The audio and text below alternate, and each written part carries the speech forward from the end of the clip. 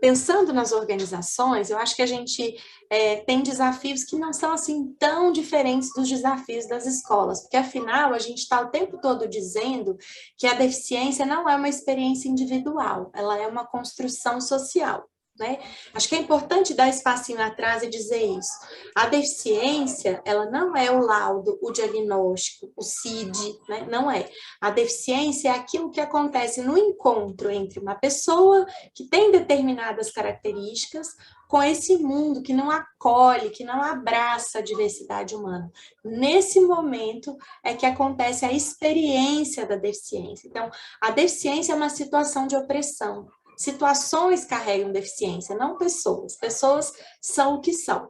Se é assim, os desafios das instituições, sejam elas escolas, empresas, escolas que são empresas, seja quais forem os ambientes, os desafios são parecidos, porque a gente está dizendo de ambientes que não podem oferecer contextos, situações que promovam a experiência da deficiência. A gente tem que pensar contextos, experiências, ambientes que sejam inclusivos. E como é que a gente faz isso? Considerando que existem inúmeras, diversas, plurais formas da gente ser e estar no mundo. E a gente forjar um ambiente de trabalho, considerando apenas um tipo, e eu vou colocar o tipo aqui entre aspas, um tipo de gente, significa deixar de fora muitas pessoas, né? Pelo menos, se a gente estiver fazendo o recorte na deficiência, pelo menos 24% da população vai estar de fora. Então, se eu não consigo pensar nesse ambiente enquanto um ambiente acessível, né, o trabalho enquanto um direito, o ambiente de trabalho enquanto um ambiente acessível, essas pessoas estarão excluídas. E como é que eu faço isso? Não tem muito milagre nem receita de bolo.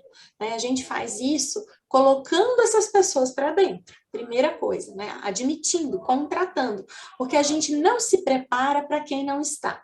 Eu não vou arrumar primeiro a empresa, arrumo a casa e depois pode vir. Não, eu vou fazer isso na medida em que a sua presença, a presença do outro, me indaga, me coloca contra a parede em alguns momentos, me desconforta, me convida, me convoca.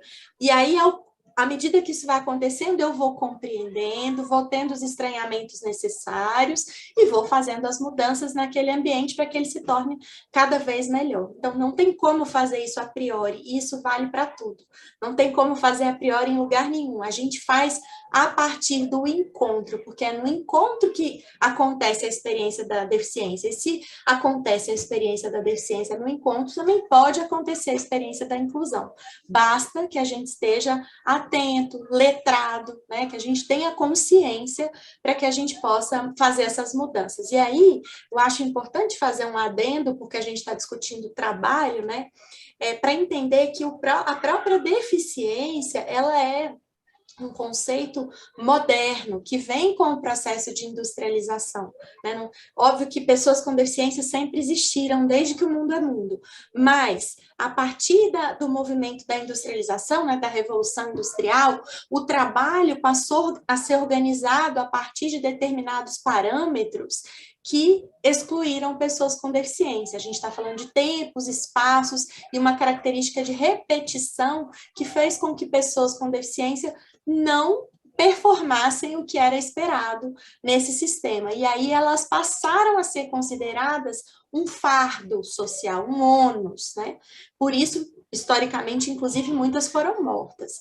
Então, a gente está hoje aprendendo com a história, que os ambientes precisam considerar os diferentes tempos, formas de ser e de estar aqui e, portanto, de estabelecer relações de colaboração. E nisso a empresa também pode aprender muito, com a experiência da inclusão, porque as relações vão se estabelecendo no sentido de serem complementares, colaborativas, e com isso as diferentes perspectivas, as diferentes maneiras de pensar um problema, de pensar uma atividade, se compõem, se completam, e a inovação nasce daí. Então, muitas vezes as empresas falam, como é que a gente inova?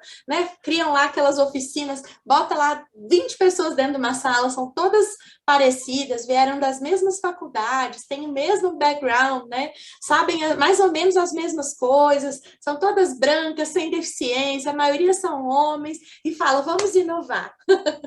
Difícil, né? É importante que a gente parta de lugares diferentes, e partir de lugares diferentes também implica nos nossos corpos, no nosso gênero, na cor da pele, né? Tudo isso são marcadores sociais que compõem, que atravessam a nossa experiência.